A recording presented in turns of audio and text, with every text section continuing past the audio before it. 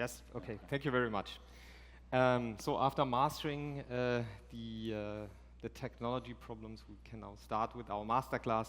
A very warm welcome from my side to, as you can see, financial regulation in the e-mobility industry. I think it was originally called regulation or financial regulation.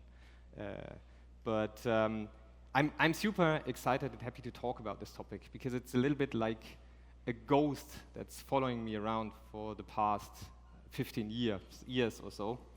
The first time I actually stumbled about this topic or over this topic in the back then new mobility sphere was in another upcoming back then niche market, which was called mobile parking. That back then, like 15 years ago, that was the latest shit, right? So everyone was going into mobile parking. It was a new mobility service first. You could just book your parking service with a SMS or a phone call, later on with an app. And we were pretty big with the company in Germany and in France. And of course, that drew in new investors, right? Bigger investors that wanted to get more into the new mobility services. And at some point, one investor looked at our business model and told us, super interesting what you're doing, but I think you need a license for that. And we were extremely surprised that not everything you can actually do in terms of payments is actually allowed, which was a bit of a bummer. Good thing for us was that was like 15 years ago, and what's today known as marketplace models, that was back then a fairly new thing, and you could get away with a lot of things, right? Regulation was not as advanced as it is today. So we tapped into that topic, and from a nowadays perspective, it's pretty clear that what we did back then was what's nowadays called money remittance services. We were providing money remittance services to municipalities. Basically, we received the money from end customers on our bank accounts, and we're distributing them to municipalities all over Germany, France, Austria, Switzerland. And well, and that topic was basically following me around into whatever mobility service that you can think about, right? I later on worked on services like car sharing, where I encountered the exact same situation. And then when I finally joined e-mobility, I could see the same construct, right?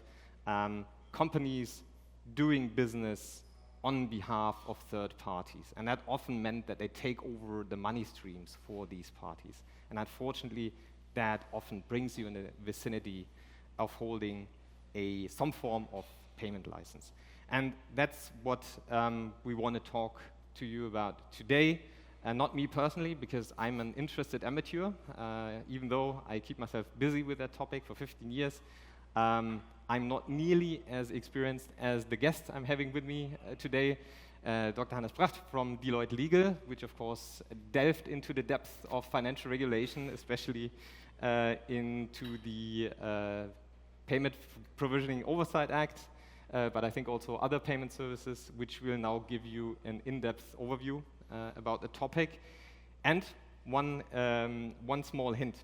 We both will tell you about the problem now. If you want to hear more about the solution that Hubject has to offer, especially in terms of e-roaming, directly after this session, there is another session taking place in the VIP lounge, where the restaurant is on the first floor, which will be held by my colleagues.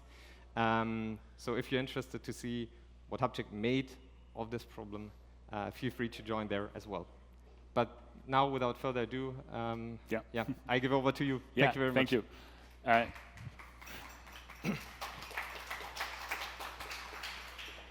Yes, Carsten, thanks for having me. And I'm starting the session with 2 disclaimers. First disclaimer is that I'm a lawyer. That's not surprising. The odd guy that starts his speech with 2 disclaimers is possibly the lawyer. So I'm a lawyer, and I'm not a mobility industry native.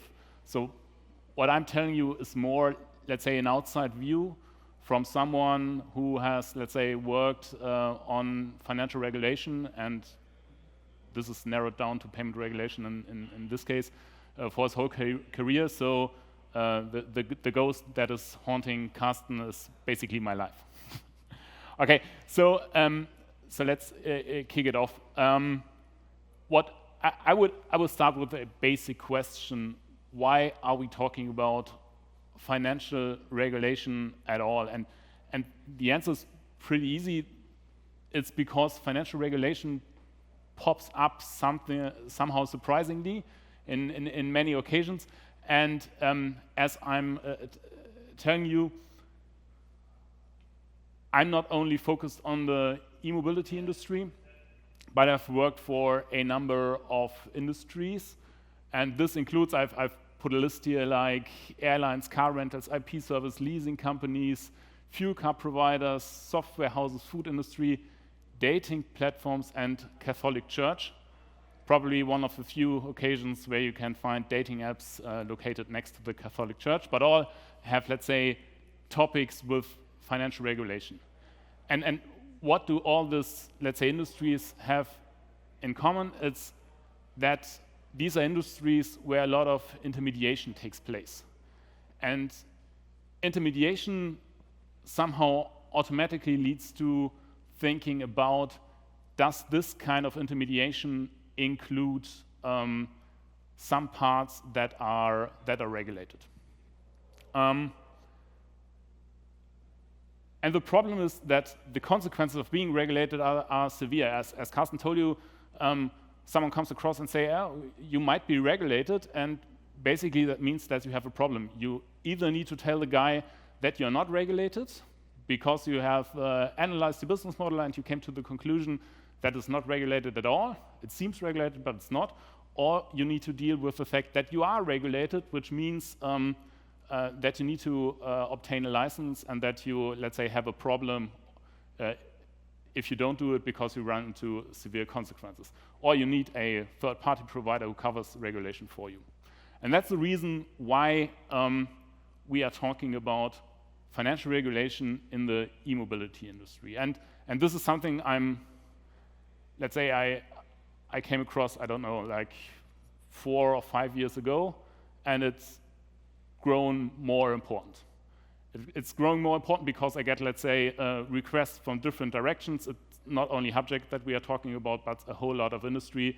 And these questions usually sound like, I'm doing a lot of things in the mobility industry, and then you often have, let's say, people coming across and say, just one tiny thing to add, we are also issuing charging devices. Is that a problem?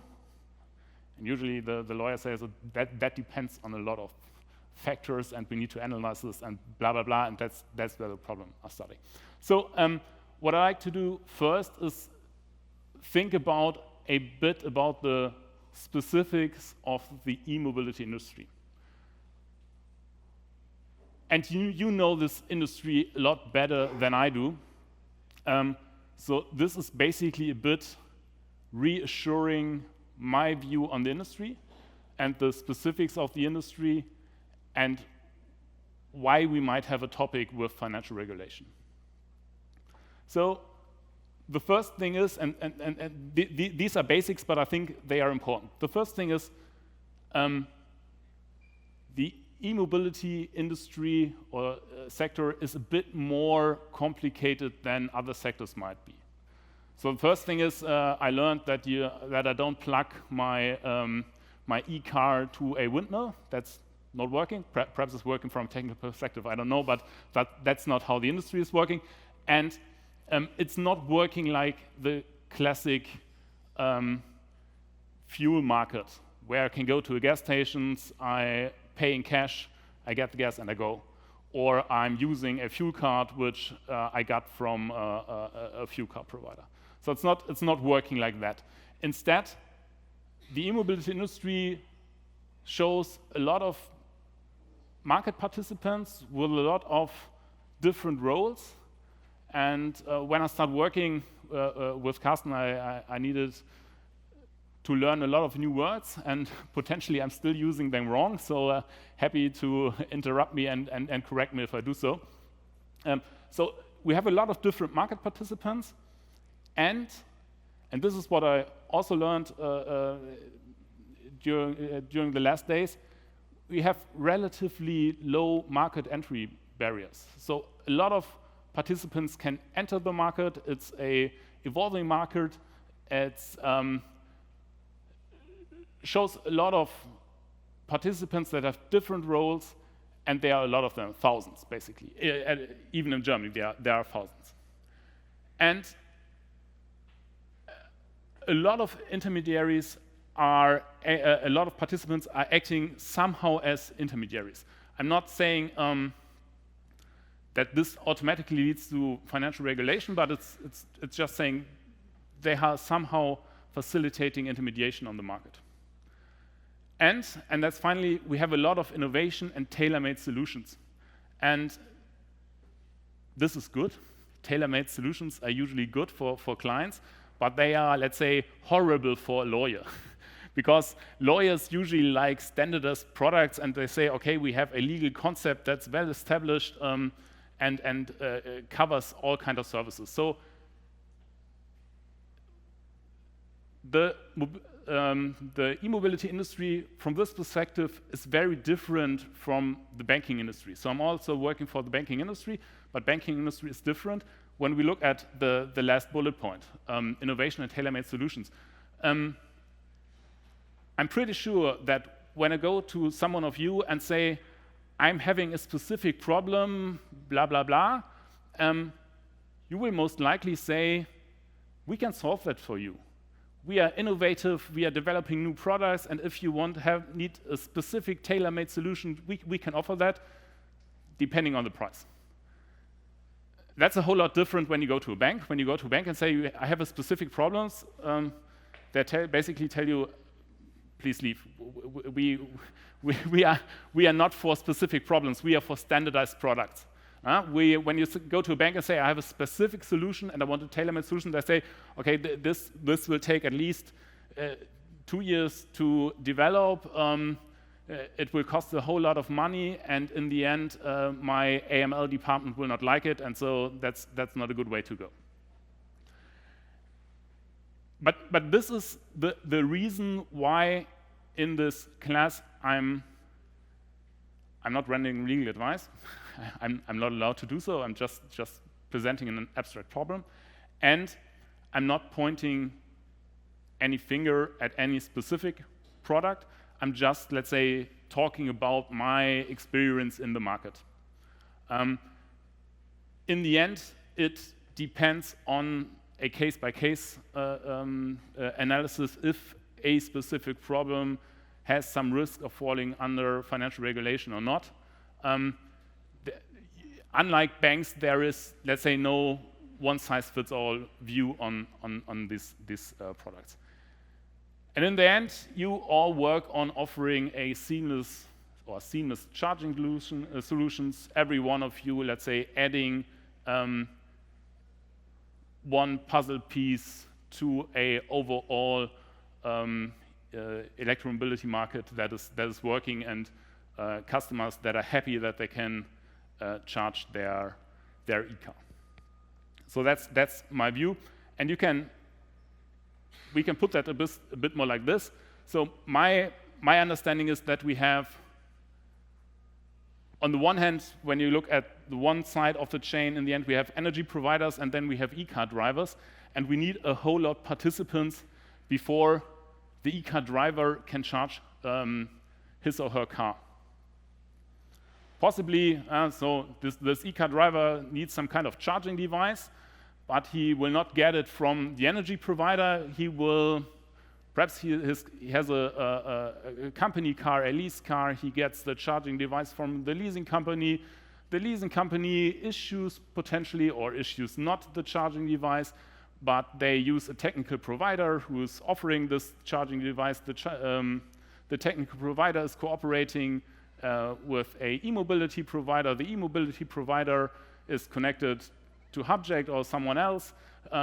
These are connected to the charge point operator, the CPO.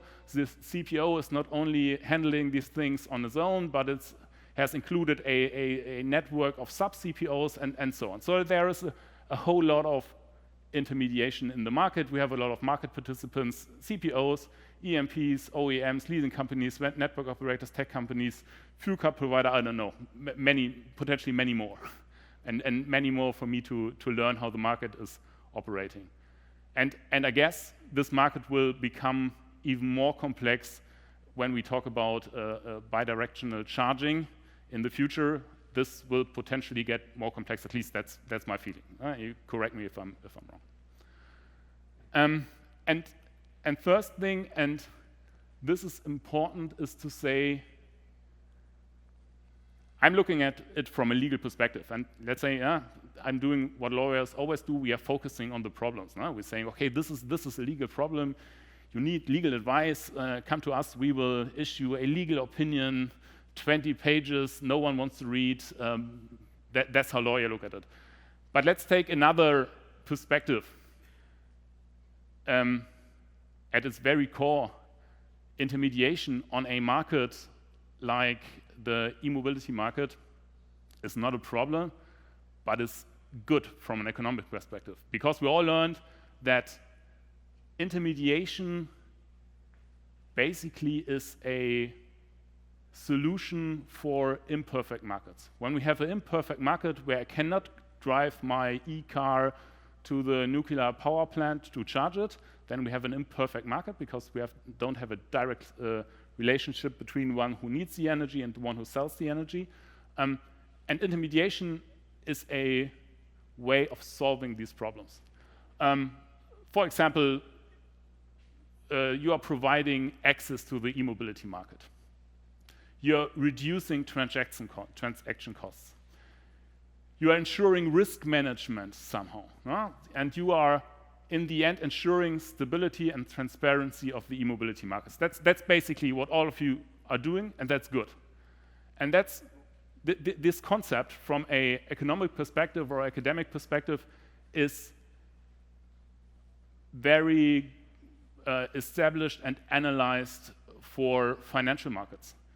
You can go back to university and start reading, I don't know, Akerlof Market of Lemons, then you can read Diamond about financial intermediation, and you will learn that intermediation is very good for the market because it ensures market stability, market transparency, reliability on the market.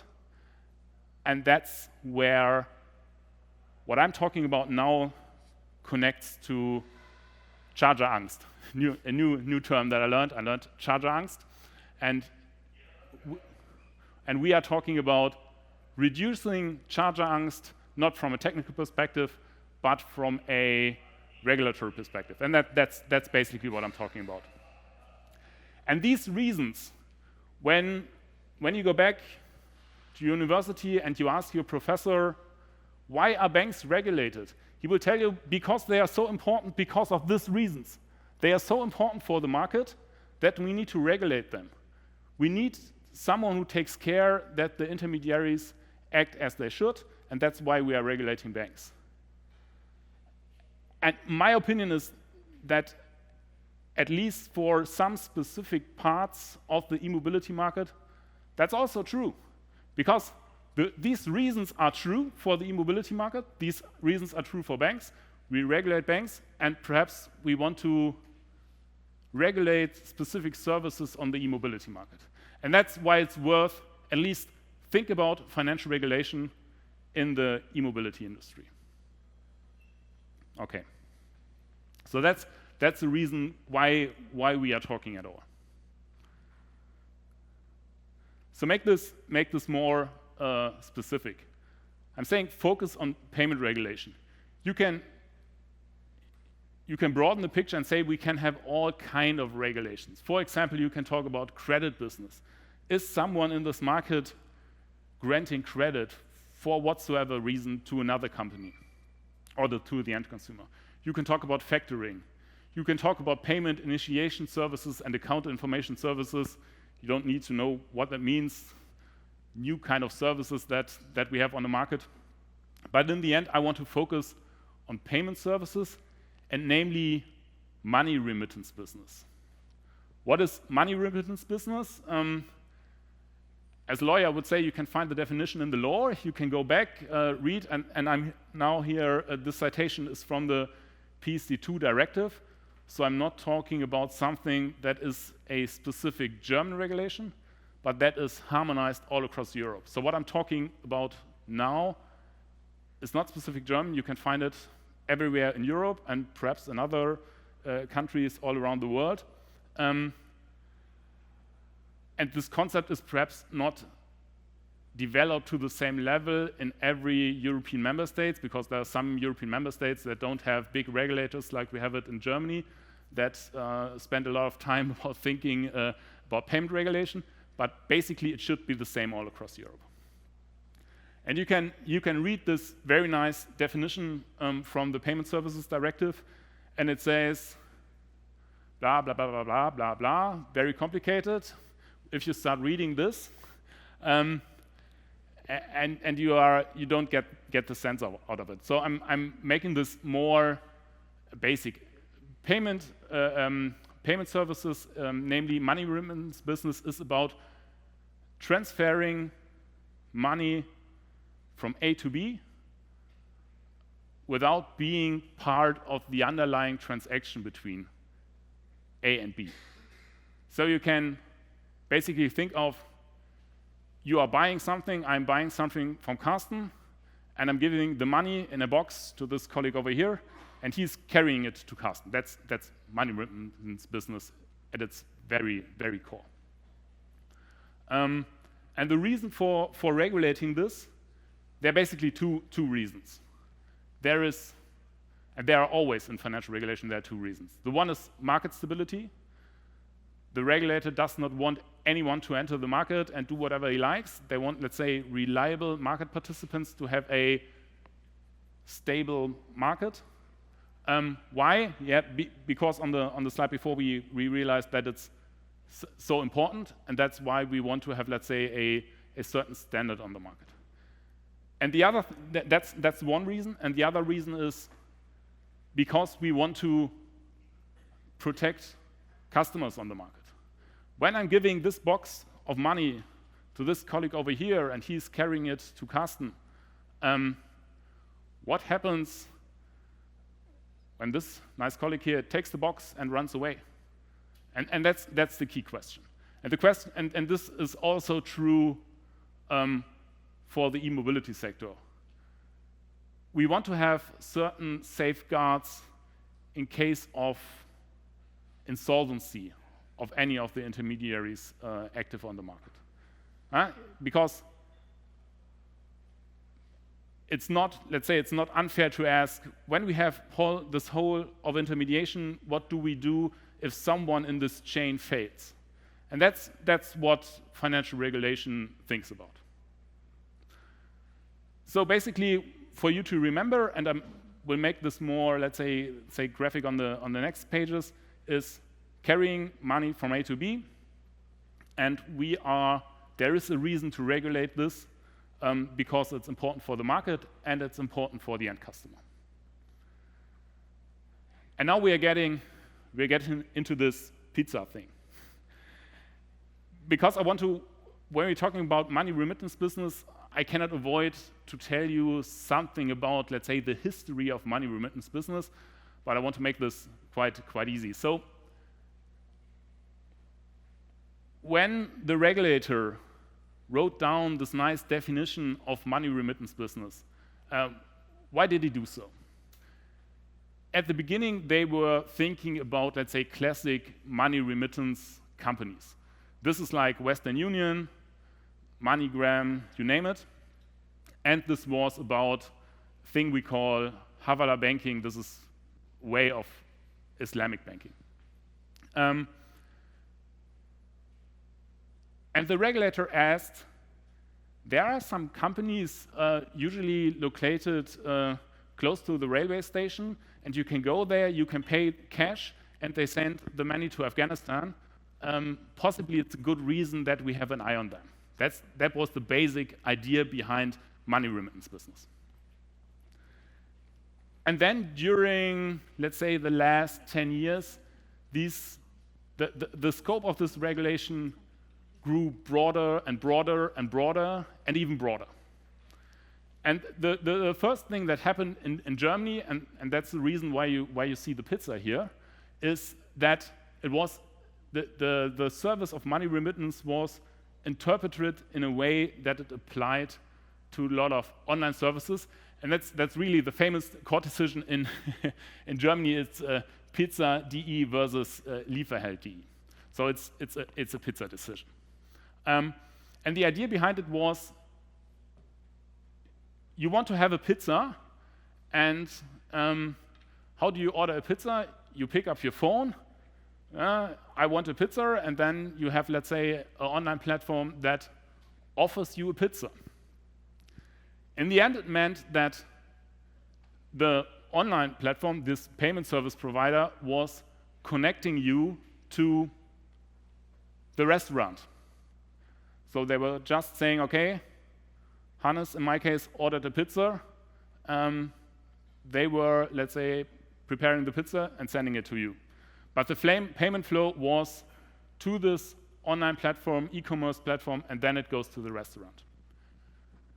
And the German court said, and I think they were right, they were saying, oh, yeah, that's money remittance business, because you have the underlying transaction here, you have someone buying a pizza, and he owns the restaurant payment, but the payment does not flow directly, but it goes via the e-commerce platform, online platform, website.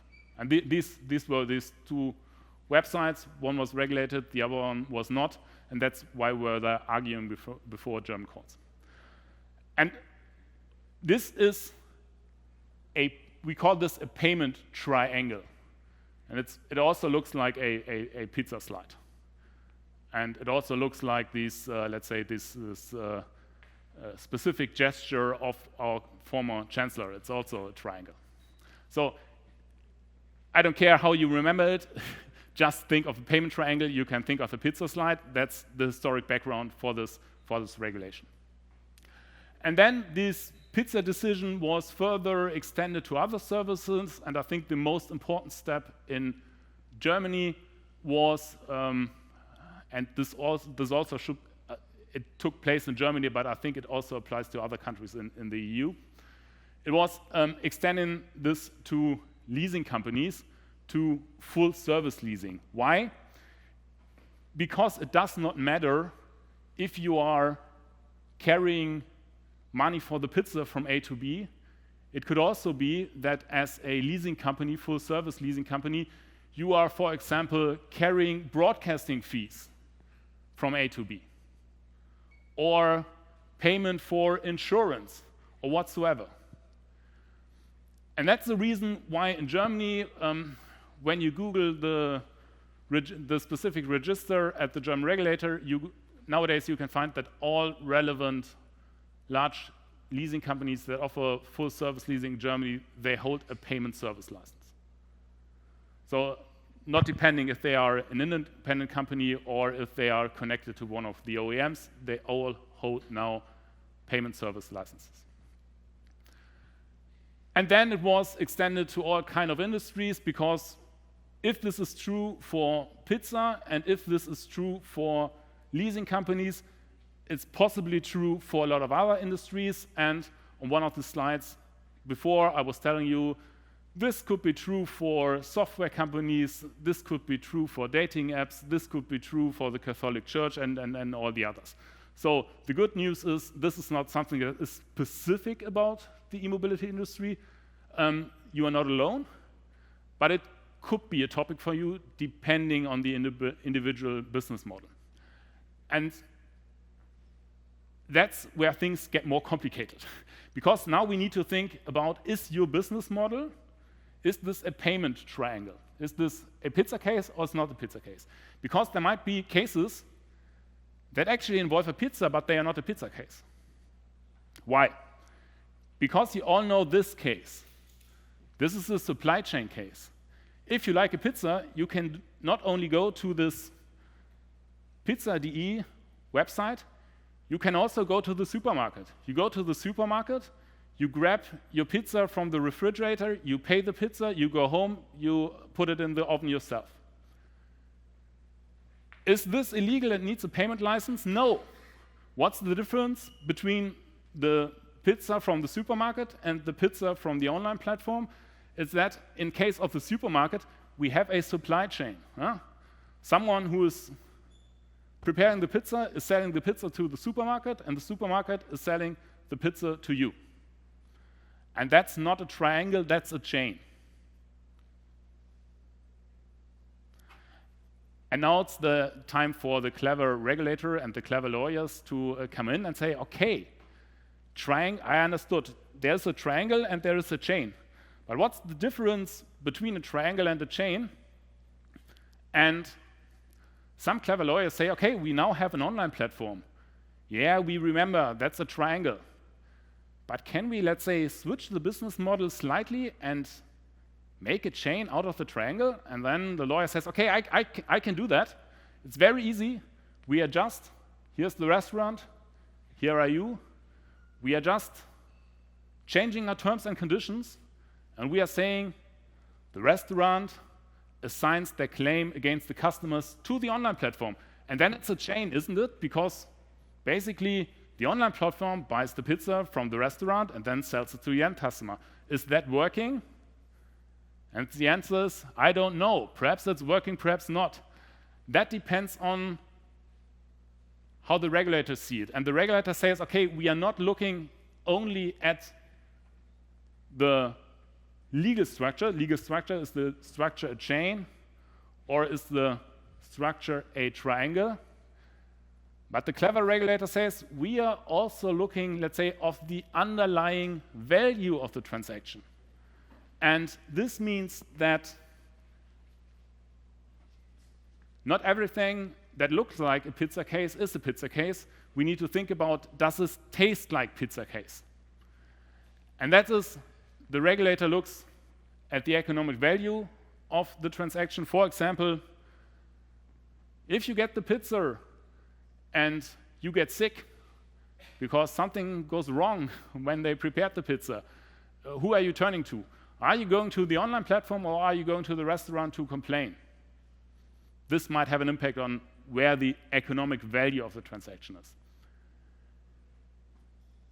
You don't need to understand this in detail, but what I want to say is that things can get quite complicated because it's always a case-by-case decision, and it's always an analysis of the underlying structure. First, from a legal perspective, is this a chain or is this a triangle? And then also from an economic perspective. Is something that looks like a chain really a chain, or is something that looks like a chain a triangle from an economic perspective? And that's basically what I'm doing all day. Yeah? This is basically, and the problem when you are, it's not a problem, it's my life, but this depends on, first of all, analysis of the contracts. And in many cases, you go to a new business and you are asking, we need to analyze the contracts to figure out if it's a chain or a triangle. Could you please give us a contract? And that's sometimes where the problem starts, because they say, the contract. Yes, there was an email somehow, I can remember some time ago, and I think there was a contract, but I'm not pretty sure. And then a lot of people start Googling around where this contract is, and then the contract appears, but after reading the contract twice, you are still not sure if it's a chain or a triangle, because there are a lot of things in the contract except talking about pizza, chains, and triangles. And that's, to be honest, and that's totally okay, because your business is not chains, it's not pizza, it's not triangles, it's making charging feasible. That's your business. Your business is not caring about pizza. Okay, this is, let's say, the theoretical background. And now we are going to, I call it simplified examples. What is this about? These are all examples that somehow appeared at some stage of my career, and I was thinking about this. Once again, this does not mean that a specific type of business model, that a specific type of contract is regulated. I cannot answer these questions. This is just bringing something up where I personally think one could discuss if something is a triangle or not. And these are just cases, and I'm happy, and we can also start the discussion part here. So because you know the business a lot better than I do, and if you say, okay, this is a nice case, but it's totally unrealistic, I will probably agree because I do not know better. It's just examples that happen to appear in my business. So just kick it off. The first example is, and when you look at it, it does not seem to be a case for a triangle, but possibly it is. You have some companies that offer to end customers charging solution, home charger, wall box. I don't know how the right term is. In my client called it a wall box, and I will use this term. And they say, okay, we install the wall box at your home. Okay, it's at your house, but then something appeared that, okay, but when you are charging, not the car that you own, but it's a company car, then the employer should pay for charging the car because it's a company car. And that's where where my client said, okay, we offer a solution for that because we have developed a pretty nice network, and this network leads to that we can settle the payments that your employer owns you for charging the company car. So you are charging the company car overnight, the employer owns you, I don't know, whatsoever for it, and they say, okay, someone needs to take care of this amount ending up in your bank account. This needs to work somehow, and they said, okay, we are taking care of it. And this could possibly be a triangle. It could be. Not sure if it is, but it could be. Why? Because they say, okay, you have the e-car owner, which is not the employee, because it's a company car, and you have the charge point operator, that's the employee, and you have, let's say, the money being carried from the owner or the employer to the employee. And this looks like a triangle, and could be. But once again, this could also be a chain. That very much depends on where is the economic value of this transaction. Who is taking care of, is the one in the middle, is he assuming liability if something goes wrong? I used to ask my client, just imagine if the employee plugs in the charger at his house and then everything starts burning. I know this is not happening in practice, but just imagine if it happens. Who's liable? Is the one here in the middle who's providing services, does he assume liability if something happens? Is he really, let's say, from an economic perspective, involved in this transaction? Or is he a mere service provider? And if it's a mere service provider, we are possibly talking about a triangle. And this is the moment where the contract things start. First answer was, our wall boxes are very good. They do not burn vehicles. Okay, that's understood. It's not happening in practice. And second thing, yes, of course, we are fully integrated into this transaction. We are assuming liability for anything that happens. But when you're looking at the contract, you were not so sure if that was really the case from a legal perspective. So just I think one very practical example where you can talk about triangle and chains. And my latest news on this is that the regulator started to talk about one of my clients about this. They are regulated for other reasons, but occasionally the regulator said, okay, we realized that you're doing exactly this, and please explain to us why you think this is not regulated. And so they are talking, and they are pretty convinced that they are not regulated, but this is on the radar of the regulator, obviously. You can raise your hand if you say this is, yeah.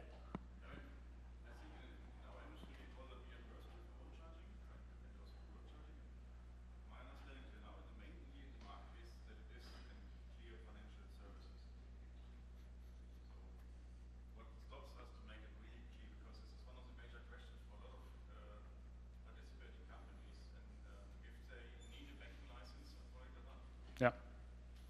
Yeah. So, from a legal perspective, a regulatory question is clear when the regulator has answered it, and he hasn't done so yet, to my knowledge. So, but I think you're totally right. When you're doing something like this, you at least need to think about the risk that this could be regulated.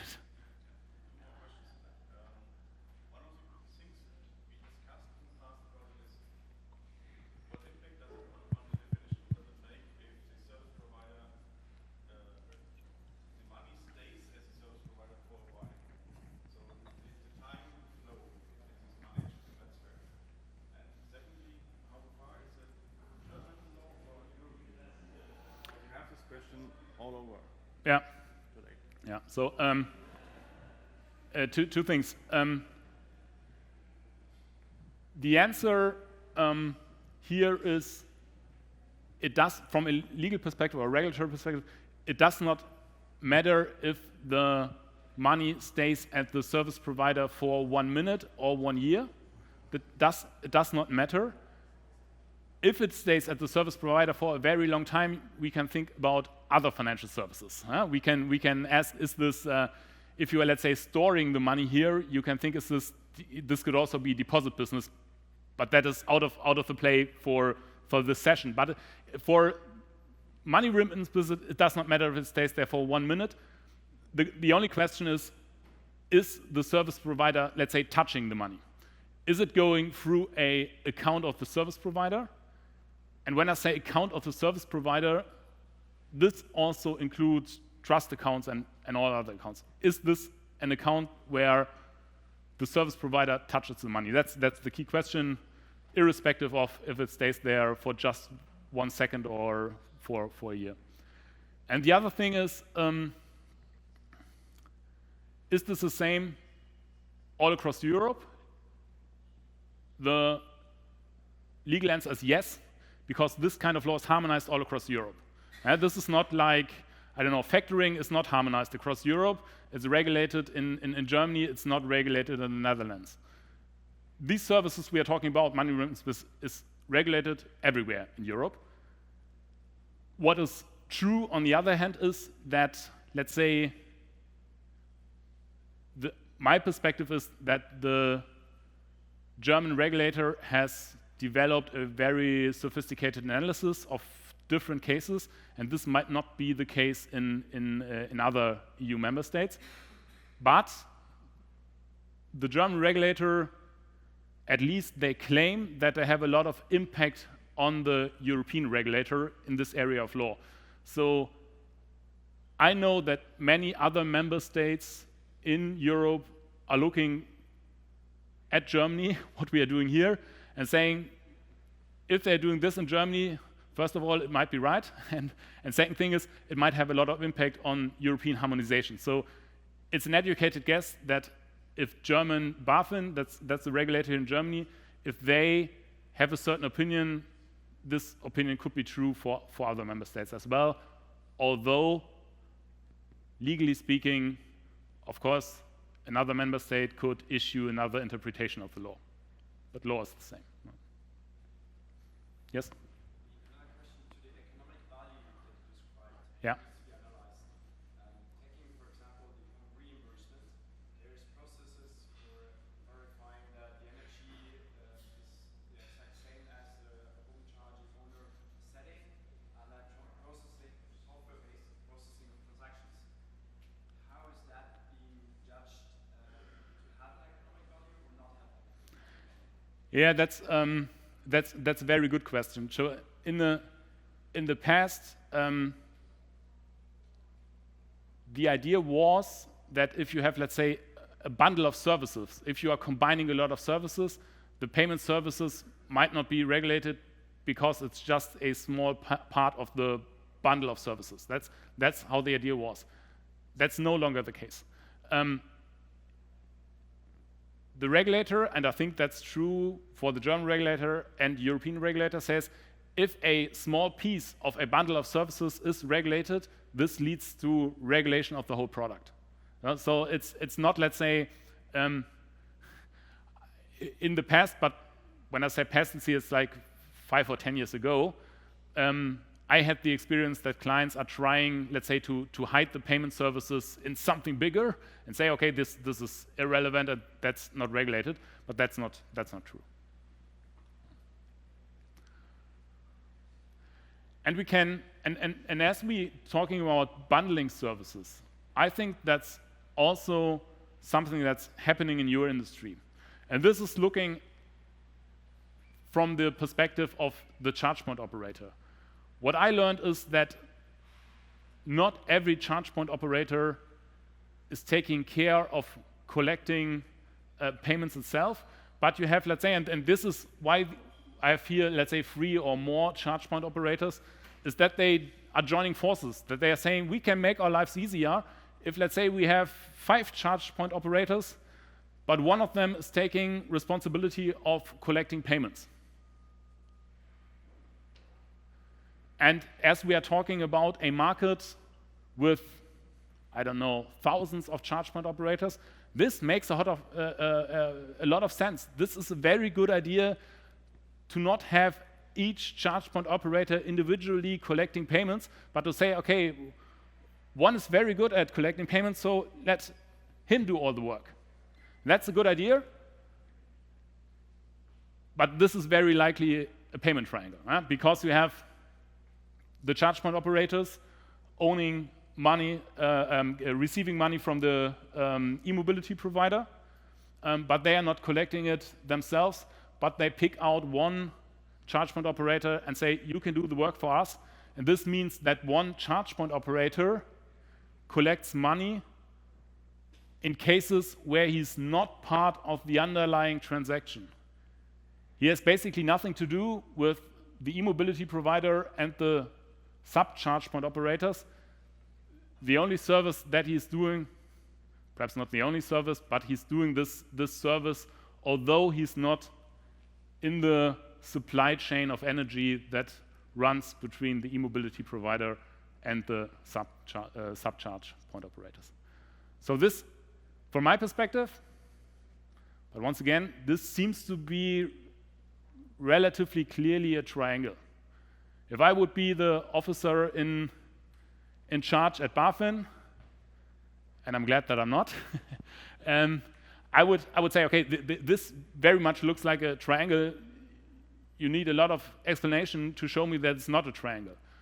And I personally, I cannot think of a way of arguing that this is not a triangle, because I think the legal relation and the economic value is here, but the money flows here. And that makes this thing a triangle.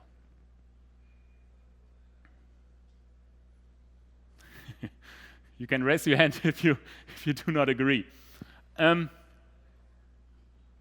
So now we are making this thing a bit more complicated.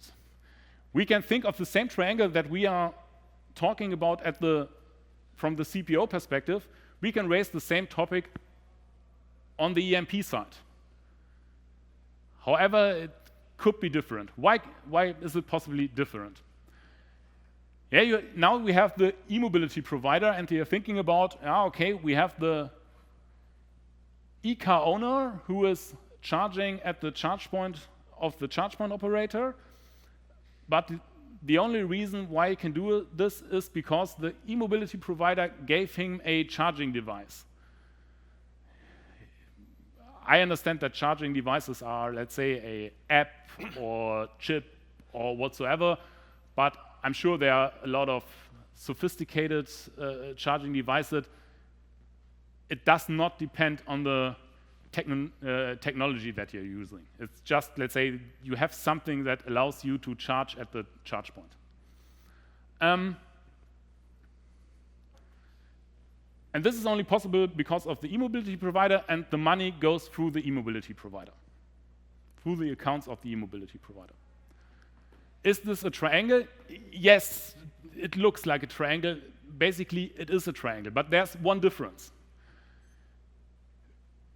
Because when the regulator set up the law, he included an exemption, and this is called limited range exemption. I would call it fuel card exemption because it was meant to cover fuel cards. They're saying, okay, if you have a payment device that only covers a very limited range of goods and services, this is excluded from regulation. And we can discuss if this makes sense or makes not sense. It is what it is. And it covers especially fuel cards, and it works quite well in this sector. We have fuel card companies that are, let's say, transferring billions unregulated under exactly this exemption.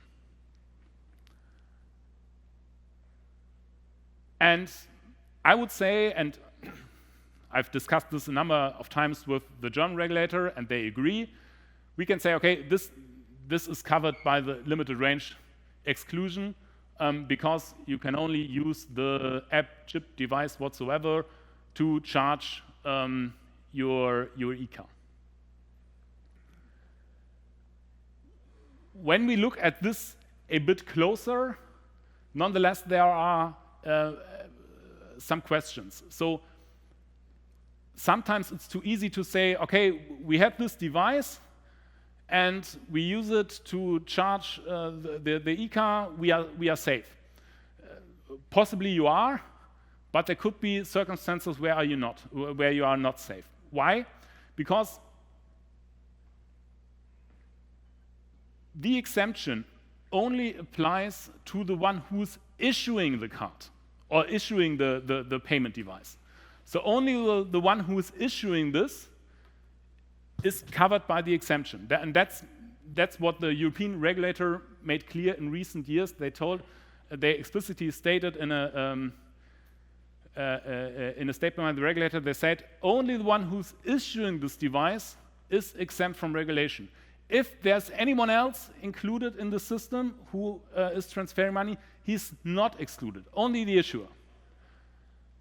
And the question, who is the issuer, is often the first tricky question, because issuer is not meant from a physical perspective. Not the one who is producing this nice device is the issuer, not the one who is giving you the device is the issuer, but it's a legal perspective who tells you who is the issuer. And that, once again, leads to looking into the contracts, analyzing stuff, and coming to strange results. I had a fuel card provider not from Germany, from another European country, and we are reading their contracts, and we still can't figure out who's the issuer, because somehow it seems to depend that you can use the fuel card in different European countries, and depending on the country, it seems to be different who is the issuer, which is caused by VIT reasons, I think. That's my assumption. They develop a strange concept. It's not strange. From my financial regulation perspective, it's strange, but it's based on VIT numbers of different country companies. So first thing is, who is the issuer? And second thing is, but this is more an academic question, because fuel card exemption is working, and it's also working for e-mobility. But the question is, I'm not really sure that even a fuel card is a payment instrument. Why? Because a fuel card is not initiating payments, but it's initiating invoices. When I have this fuel card and I go to the gas station and I use it, nothing is deducted from my personal bank account. Nothing. Nothing happens. The only thing that happened is that at the end of the month, I receive an invoice stating you used your fuel card at the gas station 10 times and you owe me this or that.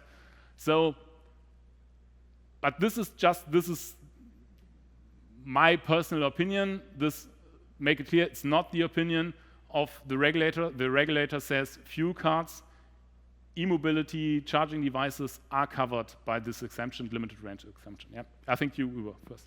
Yeah, my question was, because fuel cards are around for way longer, is there not any case law that is defining whether a fuel card is a payment instrument, yes or no? No, it's not, because at the moment it doesn't really matter, because they say all fuel cards are out of the regulation at all. The regulator says we do not care about fuel cards. You need to notify that you're using fuel card exemptions, but we are not looking into fuel cards into detail because they are out of the regulation. So this is more, let's say, a theoretical question. And and the regulator accepts fuel cards. So you're safe in this regard. So sorry. Is there an indication that that might change? As I would say, I was wondering if the regulator is thinking about changing that. Why? Because recently the notifying this fuel cards exemption became a bit more complex. You need to, before that, you just need to say, okay, I'm using fuel cards exemption, okay, you're fine to go. Now you need to give a lot of information to the regulator, including transaction volumes. And my feeling was that at the time where the transaction volumes are on the desk of the regulator, it could be that they start thinking, do we really want to exclude billions of transaction volumes from regulation? But this, to my understanding, this has not happened yet. But it could be, because it makes a lot of sense when someone says, okay, volumes are really big, why should we totally exclude them from regulation? This could happen, but it's not happening now. I think there were. Yeah, I was wondering, because at the moment, let's say the majority of the EV charging sessions go through a closed loop network, through an RFID token, which is Yeah. not a payment instrument, exactly what you're saying. But once it's happening ready when the EMV payments can kick in through open loop payment, then Yeah. you have a payment instrument by definition. Yeah, absolutely. Yeah. Immediately, Yeah. then all these discussions are gone, because then you are dealing with a regulated Yeah, but this is the question, and I'm definitely an expert in this. Is the market going to change from what you call closed loop to open loop? Possibly. I don't know. This depends on the end user. How is he going to pay for the sessions? But when we are in the open loop, you're correct. Then we are out of this discussion about exemptions. Yeah. And one of the main differences with fuel is the fuel station is defining the price. Yeah. And you just invoicing, pay whatever that is. Yeah. I agree on that one. And in MSP world, CPO MSP world, it's different. The MSP is having the contractual binding and agreeing pricing with the driver. Yeah. and is having wholesale contracts with the CPO. And these prices are not one-to-one. So also the MSP is responsible for communicating pricing, showing prices upfront, during, after, directly after, and on the invoicing. So I think that's a complete other ecosystem than having a card for just giving, what is it, €2 plus for a liter of diesel. Yeah. Because there the fuel station is defining the price, and you're just having one payment issuing. And here you have a contract on pricing, on everything with your MSP, and how he is sourcing. It's a wholesale question, and also the chain. So how do you look at this difference between? So as a driver, I never have an agreement with a CPO. Yeah. Just So. using their infra. Yeah. So I think two questions. The one question is, do have pricing models have an impact on where the economic value of a transaction takes place? And that's a very good question, and there is no clear answer to that. I must admit. That's when we are arguing with the regulator about if something regulated or not, we often argue who has, let's say, the last say concerning the price. That's something we argue very often. And sometimes we convince the regulator and sometimes not, because it's one aspect. And when we are comparing it to fuel cards, we must bear in mind that mainly for VAT reasons, fuel cards work gas station selling to the fuel card provider selling to the fleet operator whatsoever. So even with fuel cards, from a legal perspective, we have a chain. And then this strange thing, and that's why I think fuel cards are regulated in a strange way. The regulator is saying, although we have a legal chain, gasoline sold from the gas station to the fuel card provider selling it to its customer, although this is a chain, they say, yeah, but it's a payment services, money remittance business, but it's excluded. So it's, and you can argue about each of these steps, you can argue a lot of times. So from an academic perspective, I'm not totally convinced that this is a understandable system, but it works as simple as that. Fuel cards, by its nature, fall under regulation, but they are excluded. That's how it works in practice. And having this in mind, I don't see a reason today why the regulator should change that in with regard to e-mobility. But it's totally right. This is up to discussion, and you can. I was thinking about writing an article in a legal journal about fuel cards, but I don't think my clients would like that, so I restrained a bit from that. It would be very interesting, but I think fuel card providers and e-mobility providers should somehow be happy about how things are today, and should only worry about, is the regulator changing that? And if I were the regulator, I would think about it, but I'm not the regulator. Okay, any other question? Yeah.